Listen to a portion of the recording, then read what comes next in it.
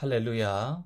오늘도 좋으신 주님의 은혜와 평강이 사랑하는 이글스피드 가족들의 삶과 함께하기를 소망합니다.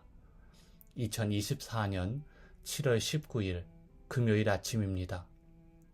오늘 이 아침 우리가 함께 나눌 하나님의 말씀은 구약성경 예레미야 34장 1절에서 7절까지의 말씀입니다.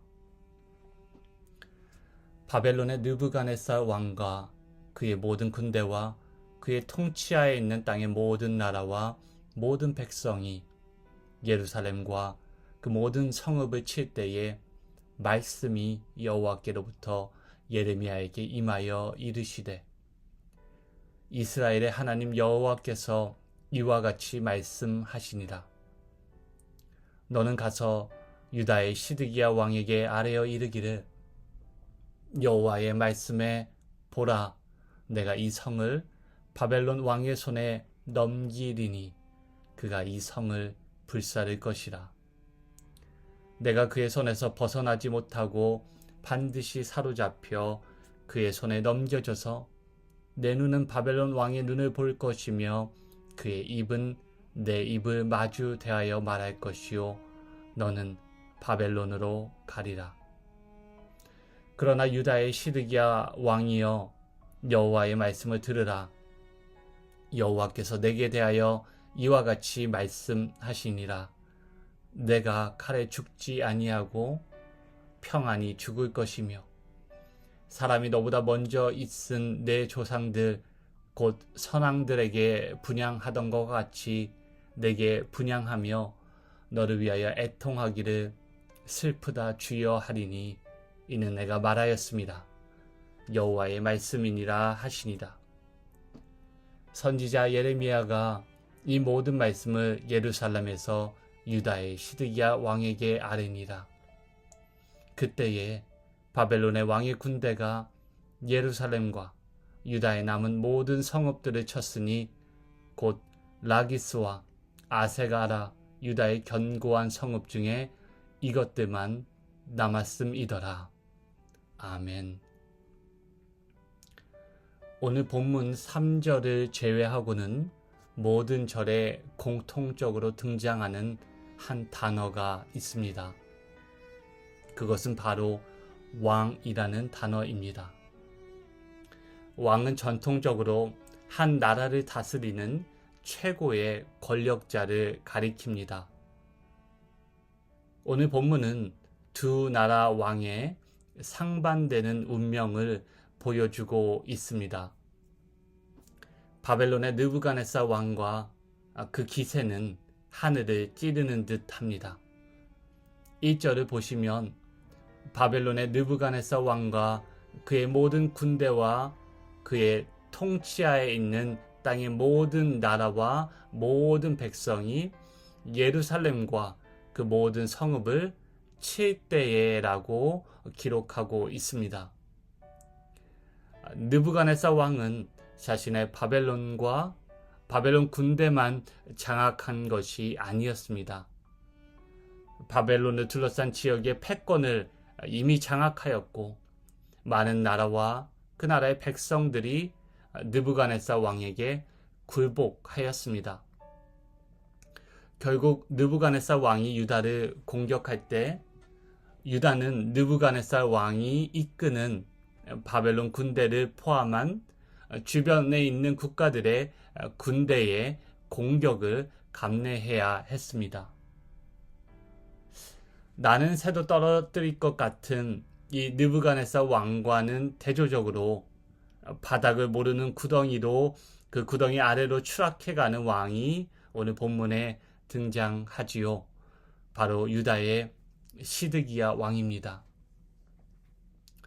하나님의 말씀이 이르기를 그가 끝까지 버텨냈던 성은 결국 느부갓네살 왕에 의해 무너질 것이고, 그는 결국 포로로 잡혀갈 것입니다. 이것이 예레미야에게 임한 하나님의 말씀이고, 또 예레미야가 후에 시드기야 왕에게 전해준 하나님의 말씀입니다.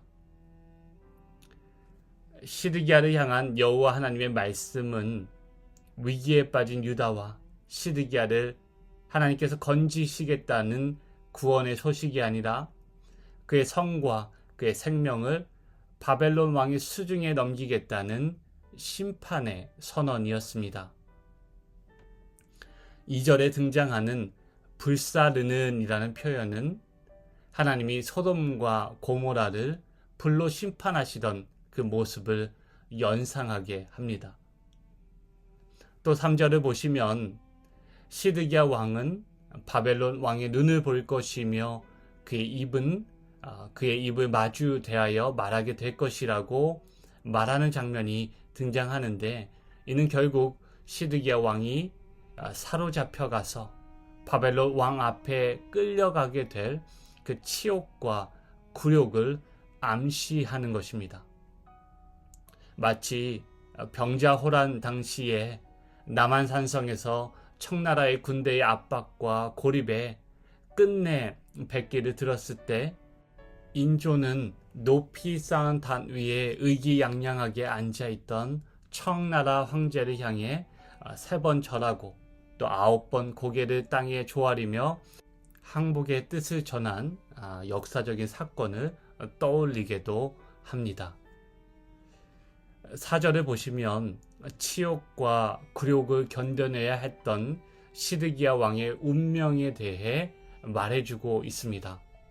하나님은 그가 칼로 죽임을 당하지 아니할 것이고 또 그것에 상응하는 의미로 평안히 죽을 것이라고 말씀하십니다. 그러나 예레미야서와 열왕기서가 들려주는 시드기야 왕의 최후의 모습은 평안함과는 거리가 멀어 보입니다. 결론부터 말씀을 드리자면 평안히 죽었다라는 표현은 나이가 들어 죽었다라는 것을 의미할 뿐 실제로 시드기야는 바벨론에서 유다의 왕으로 인정받지도 못하고 두 눈이 뽑힌 채 그렇게 죽어가게 되었습니다. 하지만 오늘 본문은 두 왕 사이에 벌어진 어떠한 대결 구도라고 보아서는 안 됩니다. 한 나라의 흥함 그리고 또 다른 나라의 패망을 다루는 단순한 본문이 아닙니다. 세속적인 왕권 의식에 사로잡힌 유다를 새로운 가능성으로 인도하시는 참되신 왕 여호와 하나님의 통치하심이 본문의 주제라고 볼 수 있습니다. 시드기야 왕의 죽음은 하나님의 통치를 거부하고 왕 대신 하나님의 통치를 거부하고 자신의 왕권을 의식하고 고집할 때 그 길이 얼마나 죽음과 가까운지 보여주는 분명한 사례라고 볼 수 있습니다. 그렇다면 바벨론과 느부갓네살 왕은 어떨까요? 2절 말씀을 다시 한번 읽어보겠습니다. 이스라엘의 하나님 여호와께서 이와 같이 말씀하시니라. 너는 가서 유다의 시드기야 왕에게 아뢰어 이르기를 여호와의 말씀에 보라, 내가 이 성을 바벨론 왕의 손에 넘기리니 그가 이 성을 불사를 것이라. 아멘. 하나님은 자신을 반역한 유다를 바벨론과 느부갓네살 왕이라는 도구를 통하여 심판하신 것입니다. 바벨론과 느부갓네살 왕은 무소불위의 권력을 가진 듯 보이지만 여호와 하나님께서 참되신 하나님께서 그들을 사용하시는 도구적인 사명이 다하면 마치 바람에 떨어지는 꽃잎과 사그러지는 촛불과 같은 운명에 처할 것입니다. 여호와 하나님이 왕이십니다. 이것이 흐릿해져서는 안 됩니다. 우리가 믿는 복음은 가장 먼저는 왕에 관한 소식입니다. 복음이란 우리에게 새 왕이 생겼다라는 소식이라고 볼 수 있습니다. 우리가 믿는 복음은 왕의 복음입니다. 복음은 예수 그리스도가 주가 되신다는 것을, 주님이 되신다는 것을 선포하는 것입니다. 그가 기름 부음 받은 메시아로 우리의 제사장이 되시며 선지자가 되시며 왕이 되심을 고백하는 것입니다. 그리고 복음을 믿는 것은 우리를 위해 이 땅 가운데 오신 주님이 십자가에서 죽으시고 부활하심으로 열국을 다스리시고 열방을 통치하는 우주적인 왕의 보좌의 다스림을 믿는 것을 의미합니다. 그리고 나아가 복음을 믿는 것은 그 왕 대신 예수 그리스도의 통치를 따르는 것을 말합니다. 태초에 우리는 하나님과 함께 다스리는 존재로 부름받았습니다. 하지만 타락 후에 우리는 스스로 선과 악을 정하고 하나님의 통치를 거부하고 홀로 다스리려는 존재를 고집하게 되어버렸습니다. 그렇다면 하나님의 약속이 완전히 실패한 것일까요? 하나님은 다윗의 자손을 통해 한 아들을 주셨고 그의 어깨에는 통치가, 그의 손에는 공의와 정의로 하나님 나라를 이 땅 가운데 세우시고 완성해 나가신다는 약속을 우리에게 주셨습니다. 그리고 이 약속은 예수 그리스도 우리 주님을 통해서 갱신되고 성취되었습니다. 오늘 하루 우리의 삶을 스스로 결정하는 길을 택하기보다는 왕 대신 주님을 따라 함께 걷는 복된 하루가 되기를 소망합니다. 우리의 복음이 아닌 예수 그리스도 그 왕의 복음에 사로잡혀 살아가는 저와 여러분 모두가 되시기를 소망합니다. 함께 기도하시겠습니다. 비교할 수 없는 왕, 놀라우신 왕, 전능하신 하나님, 영존하시는 생명이시며 평화의 왕 되신 주님께 모든 영광과 찬송을 올려드립니다. 주님이 다스리시는 평화의 나라, 또 공의와 정의의 나라는 주님의 통치와 주님의 열심으로 반드시 이루어질 것임을 이 아침 믿음으로 신뢰하고 또 그 나라를 고대합니다. 스스로 왕이 되려는 왕권 의식을 내어 던지고 돌아서서 주님의 왕권 아래 부속되고 주님의 다스리심 아래 머물며 주님과 함께 하나님 나라를 다스리는 그런 복된 하루, 복된 인생이 되도록 주님 우리를 붙잡아 주시기를 이 아침 간절히 기도합니다. 사랑하는 이글스필드 성도들과 또 보내신 곳에서 왕의 복음을 전하는 선교사님과 수고하는 여든 선교팀 가운데 주님의 다스림과 인도하심이 따르기를 간절히 바라며 만유의 주제 되신 예수 그리스도의 이름으로 기도하옵나이다.